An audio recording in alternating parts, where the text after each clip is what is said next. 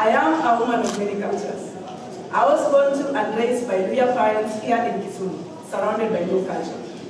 I then got married to a Superman from Musinga Island, and the Eboso became my people. As a result of assimilation by the Luo, my Super people historically adopted the Luo way of life. They spoke Luo, they named and carried themselves as Luo, and they sometimes introduced themselves as Luo. Like my husband, this is an identity crisis that I had not foreseen for my children. In my quest to find a possible solution propelled by my interest in cultures and heritages, the Singer Festival was born. A purely social, cultural heritage festival with an unwavering focus to celebrate the culture of the Eboso, while honoring the century-old life of our people on the brink of disappearing from this earth.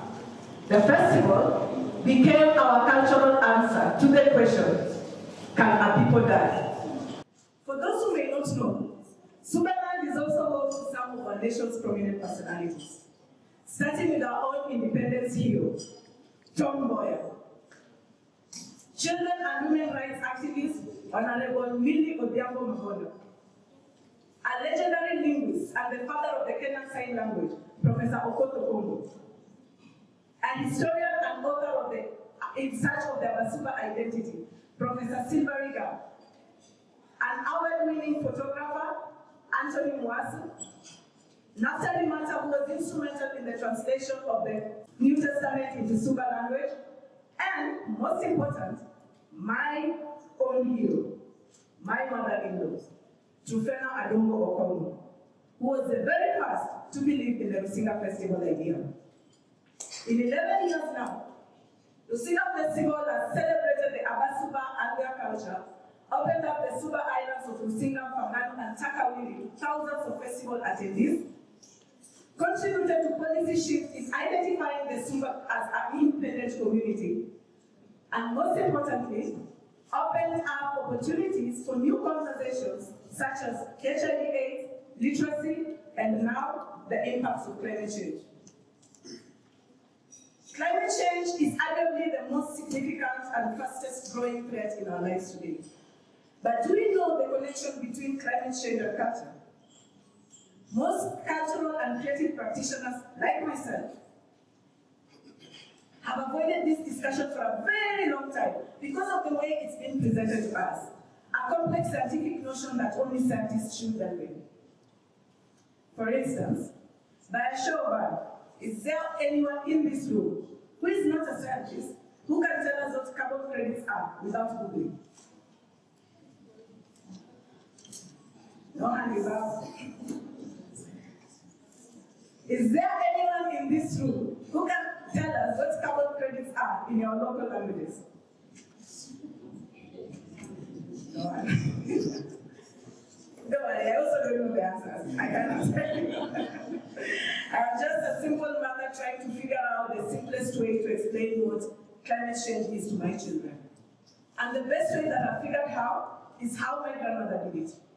Through stories.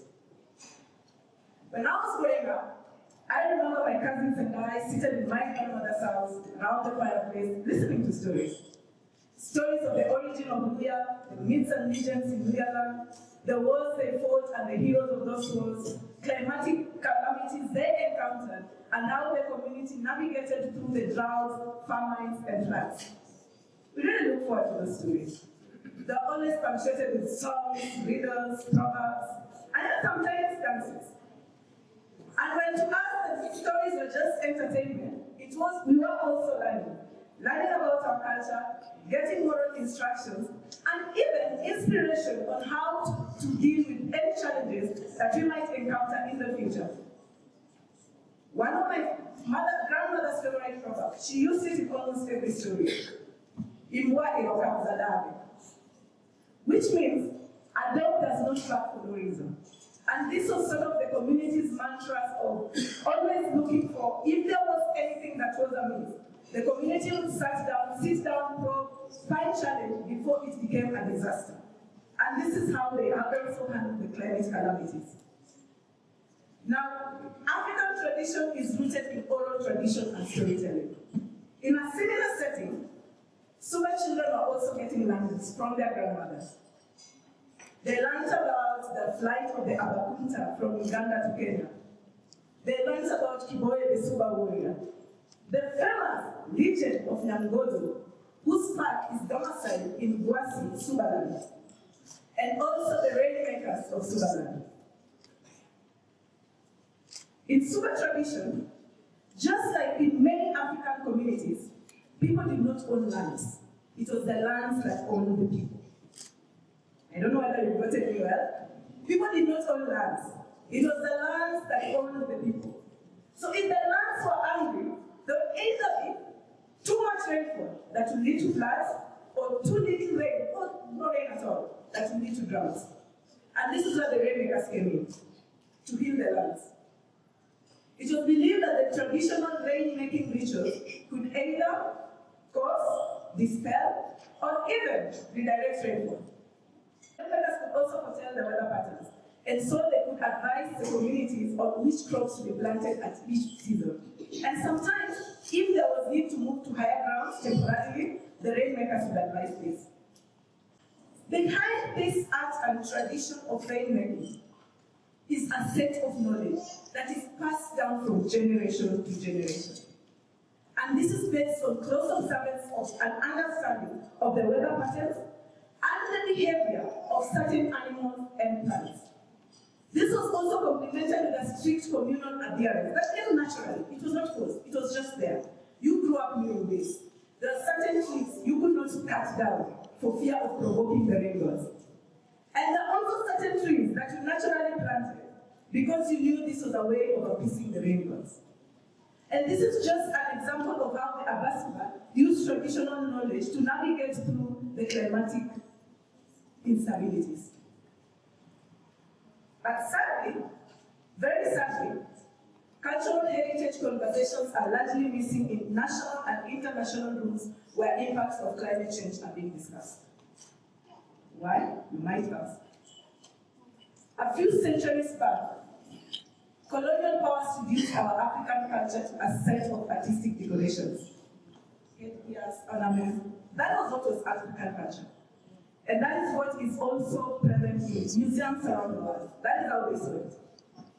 And when we attained our independence, our governments did little to change this notion. So they continued with the tradition. And this is reflected in the negligible budgets that are allocated to cultural heritage programs at both county and national government. Our education system has reduced arts and culture to talents and hobbies. And in fact, there are universities that are scrapping off anthropology and related courses in universities across Africa. There are also communities that are working hard, extremely hard, to replace their traditional African culture with the Western culture. It is a sad state of affairs. Yet, there is a tiny glimmer of hope in the horizon this time. There are organizations, governments, and local communities that have started to recognize the significance of this relationship, the relationship between climate and culture. And that is why I was also invited here today. We can no longer ignore the threats to our cultural, historical, and natural heritages due to the ever-increasing fires, floods, droughts, desertification, climate pollution, water pollution, and environment pollution. That is also leading to displacement of communities. And when communities are displaced, it is not just their life that is threatened, but it is also their ways of life. How they live, eat, drink, sleep, socialize, and even worship. And this is what we call heritage. Heritage is not just about the tangible assets that we know, like museums, museums, monuments, and archaeological sites, but also intangible resources that are passed down from generation to generation. And this includes things like our identities, our languages, oral traditions, food traditions, ceremonies and festive events, and traditional knowledge relating to medicinal practices, fishing and agricultural practices, It is the need to keep this intangible heritage alive that keeps me awake as the founder of Rusinga Festival. And to this end, Rusinga Festival has provided the Eboso with a platform to showcase, recreate, and share their indigenous cultural expressions, which has been key to the resuscitation of the endangered Suba language, culture, and heritage. And for those who may not know, Suba language is listed in UNESCO's Red Book of Endangered Languages, 2003. We teamed up with Aegis Kenya to develop a Suba anthem, an anthem in Suba language where the Suba would share their pride in their language, culture, and heritage. And that is the anthem that you heard when I was walking in. In 11 years now, the Rusinga Festival has celebrated the Abasuba and their culture, opened up the Suba Islands of Rusinga, Takawiri, and Fangano to thousands of festival attendees, contributed to policy shift in terms of identifying the Abasuba as an independent community, and opened up new conversations like literacy, HIV/AIDS, and now the impacts of climate change.